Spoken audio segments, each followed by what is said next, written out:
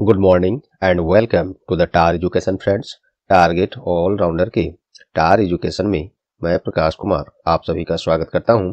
दोस्तों, आज है 16 मार्च 2022। देखेंगे अब तक के सभी महत्वपूर्ण करंट अफेयर्स जो आपके आगामी सभी परीक्षाओं के लिए अति महत्वपूर्ण होंगे। साथ में देखेंगे ये सभी एक्स्ट्रा फैक्ट्स जो आपको औरों से आगे रखेगा। इस क्लास का पीडीएफ आप टार एजुकेशन के इन सभी सोशल मीडिया प्लेटफॉर्म्स और टार एजुकेशन की वेबसाइट से विजिट करके प्राप्त कर सकते हैं। पीडीएफ और अन्य बहुत सारे मटेरियल सभी का लिंक नीचे डिस्क्रिप्शन बॉक्स में दिया हुआ है। दोस्तों, प्रश्न हिंदी इंग्लिश दोनों में है, ऑप्शंस भी हिंदी इंग्लिश दोनों में है। आपसे आग्रह है कि क्लास को अंत तक अटेंड करें, तभी आपको इस क्लास का महत्व पता चलेगा। तो चलिए बिना देर किए शुरू करते हैं आज का क्लास। पहला प्रश्न है, recently who has been appointed as the new ambassador of India to China. हाल ही में किसे चीन में भारत के नए राजदूत के रूप में नियुक्त किया गया है। इसका सही जवाब है प्रदीप कुमार रावत।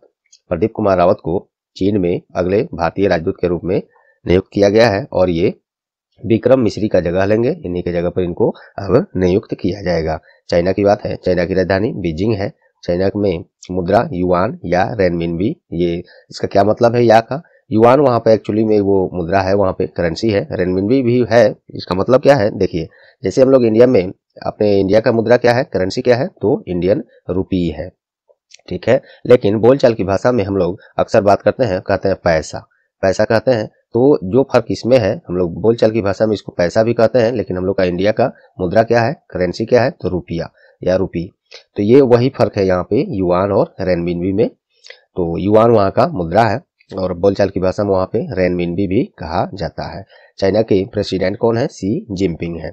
चलिए ऑप्शन से अब हम लोग इसी प्रश्न पर आधारित कुछ महत्वपूर्ण इसी तरह के राजदूत, एम्बेसडर, हाई कमिश्नर अर्थात उच्चायुक्त के बारे में चर्चा करते हैं जो हाल फिलहाल में न्यूज में रहे हैं और इसी में से आपको आगामी परीक्षाओं में पूछे जा सकते हैं। चलिए, श्री पवन कुमार, इनको हाल ही में कहाँ का, रसिया का, रूस का, काफी चर्चा में ये सभी ये कंट्री, रसिया, यूक्रेन वगैरह ये सब। तो रूस में अगले राजदूत के रूप में नियुक्त किया गया है श्री पवन कपूर को। रूस की राजधानी कहाँ है, तो मॉस्को है। रूस में मुद्रा क्या चलता है, तो रसियन रूबल चलता है। रूस के प्रधानमंत्री कौन है, मिखाइल मिशुस्तिन है और प्रेसिडेंट काफी चर्चा में इस समय है, कौन है, व्लादिमीर पुतिन। चलिए, एस बाला चंद्रन, जिनको हाल ही में बारबाडोस, इसको लिख देता हूं मैं, बारबाडोस के नए, बारबाडोस में नए भारतीय उच्चायुक्त नियुक्त किया गया है, एस बालाचंद्रन को। अभी हम लोग देखते आ रहे थे राजदूत जिसको इंग्लिश में एम्बेसडर कहते हैं। अभी हमने बोला कि बारबाडोस में भारत के नए उच्चायुक्त नियुक्त किए गए हैं, ये एस बालाचंद्रन, बारबाडोस में। तो यहाँ दोनों में क्या फर्क है दोस्तों, ये एम्बेसडर और उच्चायुक्त में, उच्चायुक्त या इसको इंग्लिश में हाई कमिश्नर कहते हैं। तो दोनों में फर्क देखिए क्या है। वैसे देश जहां कभी ना कभी अंग्रेजों का या ब्रिटिश शासन कहिए, ब्रिटिश शासन रहा है, तो वैसे देशों में उच्चायुक्त के रूप में नियुक्ति किया जाता है। और जहां पे कभी भी किसी भी देश पर कभी भी अंग्रेजों का शासन नहीं रहा है, तो उस देश में भारत की तरफ से वहां पे एम्बेसडर अर्थात राजदूत के रूप में नियुक्त किया जाता है। उम्मीद करता हूँ ये छोटी सी बात है, लेकिन फिर भी नहीं मालूम है तो बहुत बड़ी जानकारी है, आपको क्लियर हो गया होगा। बारबाडोस की राजधानी कहाँ है, ब्रिज टाउन है। मुद्रा वहां पे क्या चलता है, बारबाडोस डॉलर चलता है। और प्रधानमंत्री वहां के कौन है, तो मिया अमोर मोटली है, ये वहां के प्रधानमंत्री हैं। और बारबाडोस के प्रेसिडेंट कौन है, राष्ट्रपति कौन है, तो सैंड्रा मासोन, लिख देता हूं मैं, सैंड्रा मासोन। ये देखिए दोस्तों, जो न्यूज में हाल फिलहाल में कोई कंट्री रहता है किसी भी कारण से, तो उसी का ये कैपिटल, करेंसी, राजधानी और मुद्रा वगैरह ये सब या राष्ट्रपति वगैरह के बारे में ज्यादातर उम्मीद रहता है और उम्मीद क्या पूछा भी उसी से जाता है। तो न्यूज में जो भी दिखे आपको अपडेट जरूर रहना है। आपको ज्यादा से ज्यादा दूरी बनाना है उससे, सोशल मीडिया से, और नजदीकी बनाना है इन सभी से, क्योंकि कुछ दिन के लिए इसे नजदीकी आप बना लीजिएगा तो फिर पूरी लाइफ तो आपको जहां रहिए, फेसबुक पर रहिए, व्हाट्सएप पर रहिए, इंस्टाग्राम पर रहिए, वो रहना ही है। लेकिन फिलहाल सीरियस होकर ज्यादा से ज्यादा वैसे चीजों से नजदीकी बनाइए जो आपके करियर को संवारेगा। चलिए, पंकज शर्मा, ये क्यों न्यूज में है, इनको कहाँ पे नियुक्त किया गया है, तो इनको मैक्सिको में अगले राजदूत के रूप में, भारतीय राजदूत के रूप में इनको नियुक्त किया गया है पंकज शर्मा को। मैक्सिको का ये कैपिटल, राजधानी कहाँ है, तो मैक्सिको सिटी वहां की राजधानी है। मुद्रा वहां पे क्या चलता है, करेंसी, तो मैक्सिकन पेसो, ये चलता है वहाँ पे मुद्रा। तो चलिए दोस्तों, पहले प्रश्न से हमने ये सभी एक्स्ट्रा फैक्ट्स, ऑप्शन से ये सभी फैक्ट्स हमने दिया। उम्मीद करता हूँ ये आप लोग को पसंद आए होंगे। यदि आए हैं तो प्लीज वीडियो को अभी लाइक बटन दबा दें। अपना कुछ सेकंड्स देकर इस सेशन को लास्ट में अपने अन्य एजुकेशनल ग्रुप, अपने वैसे फ्रेंड्स जो लोग तैयारी कर रहे हैं वहाँ पे जरूर शेयर कर दें। हाँ, केवल एजुकेशनल ग्रुप और फ्रेंड्स को ही शेयर करेंगे, अन्य जगह इस सेशन को शेयर करने का कोई आवश्यकता नहीं है, क्योंकि जिसे इसकी आवश्यकता नहीं है वो भला क्यों देखेगा। तो आपको समय उसमें बर्बाद नहीं करना है, बस कुछ सेकंड्स में एजुकेशनल ग्रुप और फ्रेंड्स में भेजना है जो लोग तैयारी कर रहे हैं। और चैनल पर आप नए हैं या चैनल को अब तक सब्सक्राइब नहीं किए हैं तो अभी सब्सक्राइब बटन दबा दें और साथ में बेल आइकन भी दबा दें। तो चलिए नेक्स्ट क्वेश्चन देखते हैं हम लोग। Second question is, recently who has been appointed as the new chairman of the airline Air India. Air India के नए चेयरमैन किन्हें नियुक्त किया गया है। तो काफी चर्चा में, ये बहुत पहले इसका घोषणा हो चुका था, फिर इधर से अभी इनको ऑफिशियली नियुक्त कर दिया गया है। तो एयर इंडिया के नए चेयरमैन कौन है? N Chandrasekaran. N Chandrasekaran already क्या है? टाटा सन्स के चेयरमैन हैं। इन्हीं को अब एयर इंडिया का अध्यक्ष नियुक्त कर दिया गया है। चलिए एयर इंडिया के बारे में जान लेते हैं। एयर इंडिया फाउंडेशन ईयर इसका कब है? 1932, 15 अक्टूबर 1932 में। और अपना सेवा प्रदान करना शुरू किया ये 29 जुलाई 1946 से। इसका मुख्यालय न्यू दिल्ली है और चेयरमैन उन्हीं के आधार पर ये प्रश्न था, एन चंद्रशेखरन। चलिए ये तो रही है। ऑप्शन से देखते हैं हाल फिलहाल के नई नियुक्तियां, कुछ महत्वपूर्ण जो आपके आगामी परीक्षा में अवश्य पार्ट बनेंगे। चलिए, तो ये देवाशीष पांडा, इनको हाल ही में IRDAI के नए चेयरमैन बनाए गए हैं। देवाशीष पांडा। IRDAI का फुल फॉर्म क्या होता है? Insurance regulatory and development authority of India. फिर से देख लीजिए इसको, insurance regulatory development authority of India, IRDAI के चेयरमैन बनाए गए हैं देवाशीष पांडा। IRDAI का हेडक्वार्टर कहाँ है? तो ये हैदराबाद में है। इसका स्थापना कब हुआ? 1999 में और चेयरमैन हो गए देवाशीष पांडा। नेक्स्ट है सुनील अग्रवाल। इनको हाल ही में LIC के मुख्य वित्तीय अधिकारी अर्थात CFO, chief financial officer LIC के बनाए गए हैं सुनील अग्रवाल। LIC का full form life insurance corporation of India. LIC का स्थापना कब हुआ है? 1 सितंबर 1956 में, 1956 में। इसका हेडक्वार्टर कहाँ है LIC का? तो वो है मुंबई हेडक्वार्टर है। और इसके चेयरमैन मोस्ट इंपोर्टेंट कौन है? MR कुमार। ये इनका हाल ही में कार्यकाल भी बढ़ाया गया है, याद रखिएगा। दिनेश प्रसाद सकलानी, इनको हाल ही में क्या बनाया गया? NCERT के निदेशक बनाए गए हैं अर्थात डायरेक्टर बनाए गए हैं दिनेश प्रसाद सकलानी। NCERT का फुल फॉर्म क्या होता है? National council of education research and training. NCERT का स्थापना 1961 में। हेडक्वार्टर इसका न्यू दिल्ली है और डायरेक्टर इसके वही हो गए दिनेश प्रसाद सकलानी। उम्मीद करता हूं दोस्तों दूसरे प्रश्न से आपको ये बहुत कुछ सीखने को मिला और परीक्षा उपयोगी लगा होगा। नेक्स्ट क्वेश्चन है, third question is, where has India's first digital water bank, उसका नाम भी है एक्वेरियम, बीन लॉन्च रिसेंटली। हाल ही में भारत का पहला डिजिटल वाटर बैंक एक्वेरियम, ये कहाँ लॉन्च किया गया है? तो ये किया गया है बेंगलुरु में, कर्नाटक की राजधानी बेंगलुरु में। देश का ये पहला शब्द लगा है, इंपोर्टेंट है, देश का पहला डिजिटल वाटर बैंक, और इसका नाम है क्या? एक्वेरियम। इसको लॉन्च किया गया है जिसका उद्देश्य स्वच्छ पेयजल और स्वच्छता प्रदान करना है। और यह किसके द्वारा बनाया गया है ये भी देख लेते हैं। देखिए, aqua craft group ventures, next generation sustainability और इम्पैक्ट इंटरप्राइज द्वारा ये बनाया गया है। स्वच्छ पेयजल और स्वच्छता प्रदान करने पर ये केंद्रित है। ये भी इंस्टीट्यूशंस उन्हों के द्वारा ये भारत का पहला डिजिटल वाटर बैंक एक्वेरियम बनाया गया है। कर्नाटक में लगाया गया है, बेंगलुरु में। देख लेते हैं, राजधानी बेंगलुरु ही है। और कर्नाटक राज्य का स्थापना 1 नवंबर 1956 में। मुख्यमंत्री बसवराज बोमोई है और राज्यपाल कौन है? थावरचंद गहलोत। चलिए नेक्स्ट, इसमें ऑप्शंस देखते हैं। प्रश्न पर आधारित कुछ और महत्वपूर्ण तथ्य जो आपके आगामी परीक्षा के लिए महत्वपूर्ण होंगे, पार्ट्स बनेंगे। चलिए, ग्वालियर क्यों न्यूज में है? तो हाल ही में भारत का पहला ड्रोन स्कूल का उद्घाटन कहाँ हुआ है? तो ये हुआ है मध्य प्रदेश के ग्वालियर में। मध्य प्रदेश की बात हुई है, मध्य प्रदेश की राजधानी कहाँ है? तो भोपाल है। मध्य प्रदेश के वर्तमान मुख्यमंत्री कौन है? शिवराज सिंह चौहान है। और राज्यपाल कौन है मध्य प्रदेश के? तो मंगू भाई छगन भाई पटेल हैं। ये सभी फैक्ट्स आप याद रखेंगे। चलिए, पुणे क्यों न्यूज में है? तो हाल ही में भारत का पहला मेडिकल सिटी अर्थात चिकित्सा शहर कहाँ स्थापित करने का घोषणा हुआ है, तो ये पुणे में, महाराष्ट्र के पुणे में भारत का पहला मेडिकल सिटी या हिंदी में कहें तो चिकित्सा शहर, और इसका नाम भी है, ये जो फर्स्ट मेडिकल सिटी बनने जा रहा है उसका नाम रखा गया है इंद्रायणी। इसको मैं लिख देता हूँ, हिंदी में ही लिख देता हूँ दोस्तों, इंद्रायणी मेडिसिटी। इसको इंग्लिश में लिख देता हूँ, ये लिखना आसान है। चलिए, तो इंद्रायणी मेडिसिटी ये भारत का पहला मेडिकल सिटी है या चिकित्सा शहर है जो महाराष्ट्र के पुणे में स्थापित करने का घोषणा हुआ है, तो इसको याद रखेंगे। चलिए, हैदराबाद क्यों न्यूज में है, तो कोयले से मेथेनॉल संयंत्र, ये भी भारत का पहला ऐसा है।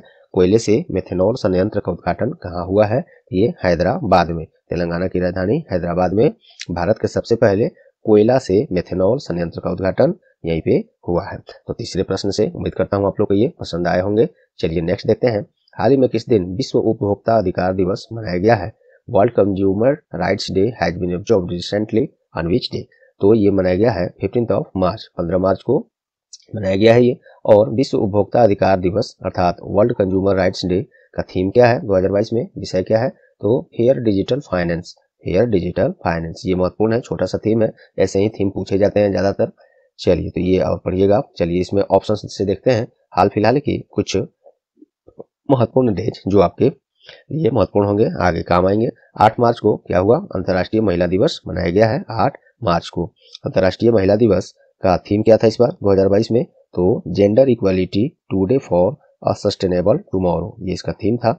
10 मार्च को क्या हुआ, तो 10 मार्च को हाल ही में वर्ल्ड किडनी डे, हिंदी में बोले तो विश्व गुर्दा दिवस या वर्ल्ड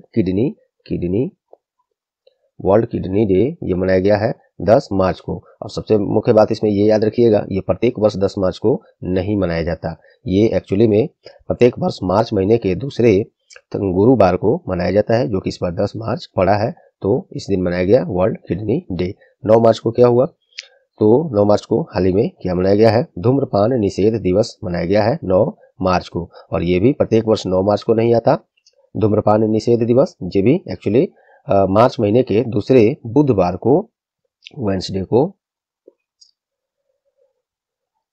मार्च के दूसरे बुधवार को ये मनाया जाता है धूम्रपान निषेध दिवस, 9 मार्च को इस बार पड़ गया है। चलिए, तो ये रहे चौथे प्रश्न से, उम्मीद करता हूँ यहाँ तक आपको सब कुछ पसंद आए हैं। नेक्स्ट देखते हैं, हाल ही में Stockholm international peace research institute अर्थात सिपरी के द्वारा जारी रिपोर्ट के अनुसार कौन हथियारों का सबसे बड़ा आयातक देश बन गया है, तो ये अपना ही देश इंडिया है, जो ये सिपरी के अनुसार जारी रिपोर्ट के अनुसार हथियारों का सबसे बड़ा आयातक देश अर्थात इंपोर्टर बन गया है। ये आप रैंकिंग से संबंधित प्रश्न है, इसको याद रखिएगा। देखिए, इसको जारी करता है सिपरी, सिपरी अर्थात फुल फॉर्म क्या होता है, Stockholm international peace research institute. इसी के द्वारा जारी रिपोर्ट में बताया गया है कि 2017 से 21 के दौरान हथियारों का सबसे बड़ा आयातक देश इंडिया रहा है।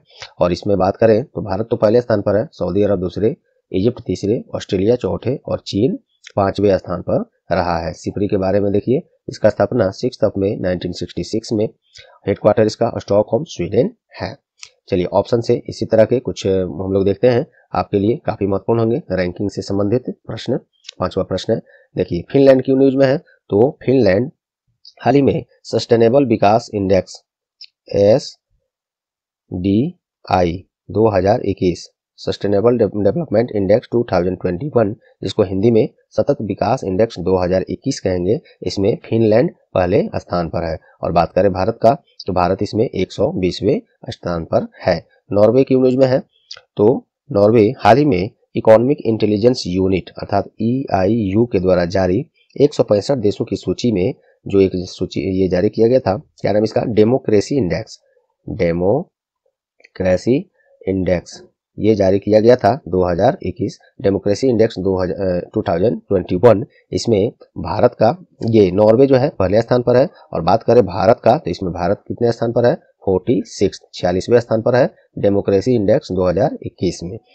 चलिए, सऊदी अरब की न्यूज में है, तो हाल ही में ग्लोबल एंटरप्रेन्योरशिप मॉनिटर 2021-22 अर्थात जेम 2020-21 जो जारी किया गया था, ग्लोबल एंटरप्रेन्योरशिप मॉनिटर, इसमें सऊदी अरब पहले स्थान पर है और भारत चौथे स्थान पर है। तो ये सभी आराम से, थोड़ा सा आपको इसमें थोड़ा सा ज़्यादा मटेरियल मैंने दे दिया, लेकिन काफ़ी ज़रूरी है, आप तैयारी कर रहे हैं तो आपको समझ में आया होगा। इसको अगर थोड़ा सा थोड़ा सा भी मिस अंडरस्टैंडिंग हो, ऐसा लगे कि मैं भूल गया, तो थोड़ा सा क्लास को बैक करके आप पुनः इसको देख लेंगे, या पीडीएफ मिलेगा। पीडीएफ में तो आपको ये जो मैं एक्स्ट्रा बता रहा हूँ ये चीज़ नहीं मिलेगा, आपको क्लास में ही मिलेगा। तो थोड़ा सा बैक करके पुनः इसको देख लीजिएगा, काफ़ी महत्वपूर्ण है। वैसे अब तक आपने मैंने 5 क्वेश्चन कराया, अभी नीचे क्वेश्चन है, बने रहिए आप। कुछ बातें मैं कुछ सेकंड्स कर लूँ आपसे। अभी तक मैंने ये जो 1 से लेकर 5 तक जितने भी प्रश्न कराया, इसमें आपने सब प्रश्नों में देखा एक्स्ट्रा फैक्ट्स और ऑप्शन कितने महत्वपूर्ण रह रहे हैं, जो हाल फिलहाल के बिल्कुल इसी प्रश्न पर आधारित रह रहे हैं। और इस तरह के डाटा कलेक्ट करके लाना और कितना महत्वपूर्ण है ये आप लोग समझ गए होंगे। मैं खुद से नहीं कहूँगा कि कितना महत्वपूर्ण है। तो इस तरह से इतने डाटा को कलेक्ट करना, लाना और हाल फिलहाल को चुनकर इस प्रश्न पर आधारित ऑप्शन बनाना, ऑप्शन के अंदर इतने सारे चीज़ें लाना, इतने करने के लिए आप लोग दोस्तों समझ सकते हैं कितने एफर्ट्स लगाने पड़ते होंगे। तो काफ़ी समय लगता है दोस्तों इतने ये सब करने के लिए। आप लोग से बस इतनी सी गुजारिश है, अपेक्षा मैं करूंगा कि इसको क्लास अगर पसंद आए तो लाइक बटन डेली जरूर दबा दें। और दोस्तों हम लोग जितना मेहनत कर रहे हैं उतनी अभी यहाँ पे स्टूडेंट्स पहुँच नहीं रहे हैं, क्योंकि इसका कारण ये है कि स्टूडेंट सबको किसी को मालूम ही नहीं है अभी ये क्लास इस तरह से जब कराया जा रहा है। तो जो लोग भी आप लोग जो भी पहली बार या पहले से देखते आ रहे हैं, आप लोगों से ये गुजारिश है कि इस सेशन को अपने अन्य स्टडी ग्रुप में, फ्रेंड्स में जरूर एक बार कम से कम शेयर करें, या लगातार कुछ दिन तक शेयर कर दें ताकि सबके पास पहुंच जाए। खुद ब खुद लोग शेयर करने लगेंगे और ये चर्चा में आएगा टार एजुकेशन और ये क्लास। और जितना हम लोग मेहनत कर रहे हैं ये थोड़ा हम लोग को सफल होगा ऐसा सोच के कि हाँ अब ये फायदेमंद किसी के लिए हो रहा है, क्योंकि इतनी मेहनत के बाद व्यूज इतने कम और इतने कम स्टूडेंट्स आ रहे हैं, जिससे इसका अभी कुछ बहुत काफ़ी कभी कभी डिमोटिवेटेड हो जाना पड़ रहा है। तो आप लोग ही इसमें सहयोग कर सकते हैं लाइक करके और इस सेशन को शेयर करके। और आप खुद अगर अभी चैनल पर नए हैं या सब्सक्राइब नहीं किए हैं तो सब्सक्राइब भी कर लीजिएगा, ये आपके लिए है। चलिए दोस्तों, उम्मीद करता हूँ इतनी अपेक्षा मैं आपसे जो कर रहा हूँ इसको आप लोग जरूर पूरा करेंगे। अब चलिए यहाँ से कुछ क्वेश्चंस एक्स्ट्रा फैक्ट के साथ ये फटाफट अंदाज में देखते हैं। Recently who has become the first Indian cricketer to score the fastest 50 in the history of test cricket? हाल ही में कौन टेस्ट क्रिकेट के इतिहास में सबसे तेज अर्धशतक बनाने वाला पहला भारतीय क्रिकेटर बन गया है? तो ये ऋषभ पंत बन गए हैं, जो विकेट कीपिंग करते हैं हम लोग की तरफ से, इंडिया के तरफ से। देखिए श्रीलंका के खिलाफ अभी जो मैच चल रहा था, टेस्ट मैच 13 मार्च 2022 को इन्होंने जब खेलने उतरा, तो ये मात्र 28 बॉल में 50 रन, वो भी टेस्ट क्रिकेट में। अन्य खेल में तो हो ही जाता है, इससे कम पर हो जाता है। टेस्ट क्रिकेट में मात्र 28 बॉल में 50 रन अर्धशतक अर्थात बनाए हैं। और ये ऐसा इतना रिकॉर्ड ये जो था पहले कपिल देव के पास था, जो पूर्व क्रिकेटर है अपने, इनके पास था। और ये 40 वर्ष पहले ये रिकॉर्ड कपिल देव ने बनाया था, अब ये बना दिया है ऋषभ पंत ने। तो यही प्रश्न है, सबसे तेज अर्धशतक बनाने वाला भारतीय क्रिकेटर ऋषभ पंत हो गया है। चलिए, तो क्रिकेट से संबंधित बातें हुई हैं तो हम लोग थोड़ा देख लेते हैं बीसीसीआई के बारे में। बीसीसीआई ये भारत में जो भी क्रिकेट खेल का आयोजन होता है ये यही कराता है। बीसीसीआई अर्थात board of control for cricket in India. स्थापना इसका 4 दिसंबर 1928 में, और प्रेसिडेंट सौरभ गांगुली हैं जो 39वें क्रम के हैं। और इसके सचिव जयसा हैं। जयसा वर्तमान गृह मंत्री और सहकारिता मंत्रालय, जो भारत में नया एक मंत्रालय बना है, उसके भी मंत्री श्री अमित शाह के ये पुत्र हैं जयसा। आईसीसी, जैसे भारत में क्रिकेट खेल का आयोजन बीसीसीआई कराता है, उसी तरह अंतर्राष्ट्रीय स्तर पर क्रिकेट खेल का आयोजन आईसीसी कराता है, अर्थात international cricket council. Headquarter Dubai UAE में है। स्थापना 15 जून 1909 में। चेयरमैन इसके ग्रेग मार्कले हैं और सीईओ जियोफ एलार्डिस हैं। ये सभी फैक्ट्स याद रखेंगे। नेक्स्ट है, हाल ही में कहाँ आर्टिफिशियल इंटेलिजेंस और रोबोटिक टेक्नोलॉजी पार्क लॉन्च किया गया है? और ये भारत का पहला ऐसा है, आर्टिफिशियल इंटेलिजेंस और रोबोटिक्स टेक्नोलॉजी पार्क भारत का पहला है। ये कहाँ पे? बेंगलुरु में, कर्नाटक की राजधानी बेंगलुरु में ये भारत का पहला artificial intelligence and robotics technology park, जिसका नाम रखा गया है एआरटी पार्क। एआरटी पार्क इसका नाम रखा गया है। इसका उद्घाटन बेंगलुरु में किया गया है। कर्नाटक में है की बात है तो कर्नाटक की राजधानी वही बेंगलुरु है। स्थापना 1 नवंबर 1956 में। मुख्यमंत्री बसवराज बोमोई है और राज्यपाल थावरचंद गहलोत है। चलिए नेक्स्ट देखते हैं। हाल ही में कहा भारत का पहला विश्व शांति केंद्र वर्ल्ड पीस सेंटर का स्थापना करने का घोषणा किया गया है? तो ये किया गया है गुरुग्राम में, विश्व शांति केंद्र। ये भारत का पहला विश्व शांति केंद्र है, वर्ल्ड पीस सेंटर। इसका स्थापना का घोषणा हुआ है गुरुग्राम में। कहाँ है ये? तो हरियाणा में है। देखिए, अहिंसा विश्व भारती एक संस्थान है, उसी के द्वारा हरियाणा के गुरुग्राम में भारत का ये पहला विश्व शांति केंद्र अर्थात वर्ल्ड पीस सेंटर का स्थापना का घोषणा किया गया है। और चलिए इसके बारे में और देखते हैं। हरियाणा में है तो हरियाणा की राजधानी चंडीगढ़ है, मुख्यमंत्री मनोहर लाल खट्टर है और राज्यपाल बंडारू दत्तात्रेय हैं। नेक्स्ट देखिए, हाल ही में 75वें ब्रिटिश एकेडमी फिल्म अवार्ड्स में किस फिल्म को सर्वश्रेष्ठ फिल्म घोषित किया गया है? फिल्म का नाम है the power of a dog. The power of a dog sorry दोस्तों, British Academy of Film Academy Television Arts, BAFTA, ये जरूर सुने होंगे, बाफ्टा अवार्ड कहते हैं हम लोग शॉर्ट में। तो इसके द्वारा आयोजित 75वें ब्रिटिश एकेडमी फिल्म अवार्ड्स में कुछ अन्य जो महत्वपूर्ण पुरस्कार हैं, एक तो बेस्ट फिल्म में ये द पावर ऑफ डॉग है, कुछ अन्य पुरस्कार जो है हम लोग इस लिस्ट में देख लेते हैं। चलिए, सर्वश्रेष्ठ फिल्म जैसे कि हम लोगों ने देखा the power of the dog. सर्वश्रेष्ठ डायरेक्टर निर्देशक कौन किसे है चुना गया है? Jane Campion, the power of the dog film के लिए। और ये सर्वश्रेष्ठ अभिनेत्री मुख्य भूमिका में तो जोआना स्कैनलन, ये आफ्टर लव फिल्म जो है उनका उसके लिए। और सर्वश्रेष्ठ अभिनेता मुख्य भूमिका में will Smith, king Richard film के लिए। और सर्वश्रेष्ठ एनिमेटेड फिल्म चुना गया है इनकैंटो। ये सभी याद रखेंगे आप। और नेक्स्ट देखते हैं, महत्वपूर्ण है ऊपर वाला प्रश्न दोस्तों, 9वां, हालांकि समय उसमें हमने कम दिया, फिर भी जो जरूरी है वो मैंने दे ही दिया आपको। चलिए, हाल ही में किस दिन international day of action for reverse, reverse का मतलब ये नदियां हैं, नदी से, international day of action for reverse, ये रिवर्स तो मनाया गया है कब? तो ये 14 मार्च को। ये एक ऐसा दिन है जो नदियों के महत्व के बारे में जागरूकता पैदा करता है, इनकी संरक्षण करने पर और इनकी पवित्रता पर जश्न मनाने का काम करता है, इनको स्वच्छ और साफ रखने का काम करता है, लोगों में इसके लिए जागरूकता पैदा करता है ये दिवस, international day of action for reverse. ये इंटरनेशनल डे है, राष्ट्रीय है नहीं कि इसका हिंदी ज़्यादा जरूरी है, आपको परीक्षा में अगर पूछता भी है तो इसी तरह से पूछा जाएगा क्योंकि अंतर्राष्ट्रीय स्तर पर ये डेज है। चलिए नेक्स्ट देखते हैं, हाल ही में दिल्ली सरकार के द्वारा इलेक्ट्रिक गाड़ियों की खरीदारी को बढ़ावा देने के लिए कौन सा पोर्टल लॉन्च किया गया है? माई ईवी। माई ईवी का मतलब है, माई का तो समझ ही रहे हैं, माई मीन्स मेरा, ईवी का मतलब इलेक्ट्रिक व्हीकल। देखिए यहाँ पर भी है इलेक्ट्रिक व्हीकल। दिल्ली सरकार के द्वारा इलेक्ट्रिक ऑटो के खरीद और पंजीकरण के लिए ये पोर्टल जो है माई ईवी लॉन्च किया गया है। और दिल्ली में इलेक्ट्रिक वाहन नीति के तहत ऋण पर ई ऑटो की खरीद पर 5% का ब्याज दर में छूट भी प्रदान किया जा रहा है। इंग्लिश में इसको इंटरेस्ट सबवेंशन भी बोलते हैं, याद रखेंगे, बैंकिंग टर्म है। और दिल्ली के बारे में देख लेते हैं, मुख्यमंत्री अरविंद केजरीवाल है और इसके राज्यपाल अनिल बैजल हैं, उपराज्यपाल लेफ्टिनेंट गवर्नर, क्योंकि केंद्र शासित प्रदेश में उपराज्यपाल होते हैं और राज्य में राज्यपाल अर्थात गवर्नर होते हैं। यहाँ पे लेफ्टिनेंट गवर्नर अर्थात उपराज्यपाल हैं अनिल बैजल। दिल्ली पुलिस कमिश्नर अर्थात दिल्ली पुलिस आयुक्त कौन है? राकेश अस्थाना। चलिए नेक्स्ट है, हाल ही में जाम्बिया के पूर्व राष्ट्रपति का निधन हो गया है, क्या नाम है उनका? तो रुपिया बांदा, इनका नाम है रुपिया बांदा। लंबी उम्र के बाद कैंसर था इनको, 85 वर्ष की उम्र में इनका निधन हो गया है। जाम्बिया की बात है तो राजधानी इसका लुसाका है, मुद्रा जाम्बियन क्वाचा है और प्रेसिडेंट वर्तमान में हेकाइंडे हिचेलेमा, ये वहां के वर्तमान राष्ट्रपति हैं।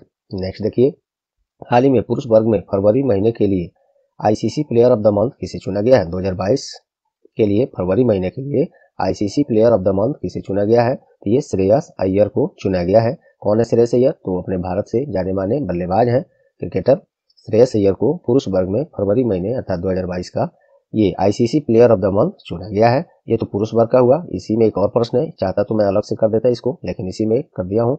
मुझे नंबर ऑफ काउंटिंग दिखाना आपको नहीं है कि मैंने कितने प्रश्न कराए, हमें क्वांटिटी देना है कि जो आपके एग्जाम में काम है। ज्यादा काउंटिंग करके 20 क्वेश्चन कराई दे, एक भी ना आए तो उससे क्या फायदा, नहीं उससे आपको कुछ जानकारी हासिल हो पाए, उससे कोई मतलब नहीं। तो ये वाला ये भी पॉइंट एक अलग से प्रश्न है, मैं इसी में डाल दिया हूँ।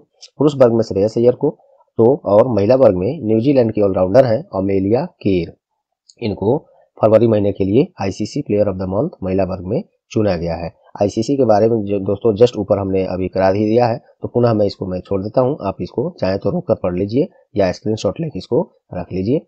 चलिए नेक्स्ट अब हम लोग क्वेश्चन ऑफ द डे देखते हैं। क्वेश्चन ऑफ द डे है, where has it been announced to make India's first medical city recently? हाल ही में कहा भारत का पहला चिकित्सा शहर अर्थात मेडिकल सिटी बनाने का घोषणा किया गया है? इसका जवाब पिछली क्लास में मैंने आप लोग को पढ़ाया था। आज उम्मीद करूंगा इसका जवाब आप लोग से आप कमेंट में आप करेंगे, कुछ उम्मीद करता हूं कि सब लोग को याद होगा ये प्रश्न का जवाब। और जो लोग स्मार्ट हैं, या मुझे उम्मीद है सभी लोग स्मार्ट हैं जो अभी इस क्लास को देख रहे हैं, तो इसका जवाब, इस प्रश्न को मैंने आज भी इसी क्लास में एक जगह कहीं ना कहीं चर्चा कर दिया है, तो बिल्कुल याद होगा। याद है तो अच्छी बात है, नहीं है तो पुनः ऊपर क्लास देख लें या पिछली क्लास देख लें या गूगल सर्च भी कर सकते हैं या हमारी वेबसाइट टार एजुकेशन पर विजिट कर सकते हैं प्रीवियस डेज का करंट अफेयर टेक्स्ट फॉर्म में पढ़ने के लिए और पीडीएफ डाउनलोड करने के लिए। लिंक नीचे डिस्क्रिप्शन में है, तो कमेंट में अपना जरूर इसका जवाब भी दें। और आपके पास कोई सुझाव है इस क्लास को में कुछ बदलाव चाहते हैं, कुछ और चेंजिंग चाहते हैं, तो उसके लिए भी कमेंट आप जरूर करें कमेंट बॉक्स में। तो चलिए दोस्तों, उम्मीद करता हूँ आज का क्लास ये आप लोग को परीक्षा उपयोगी लगे होंगे। यदि लगे हैं तो प्लीज वीडियो को लाइक कर दें, अपना कुछ सेकंड्स देकर अपने अन्य एजुकेशनल ग्रुप्स और दोस्त जो लोग तैयारी कर रहे हैं बस इन्हीं लोग के पास जरूर शेयर कर दें। और चैनल पर आप नए हैं या चैनल को अब तक सब्सक्राइब नहीं किए हैं तो भी सब्सक्राइब बटन दबा दें और बेल आइकन भी साथ में दबा दें। और ये सब सब्सक्राइब और ये सब कर लिए हैं तो आपको बस लाइक और शेयर जस्ट करना है, बाकी कुछ नहीं करना। आपका बहुत बहुत धन्यवाद। चलिए मिलते हैं अगले क्लास में, तब तक के लिए goodbye, all the best.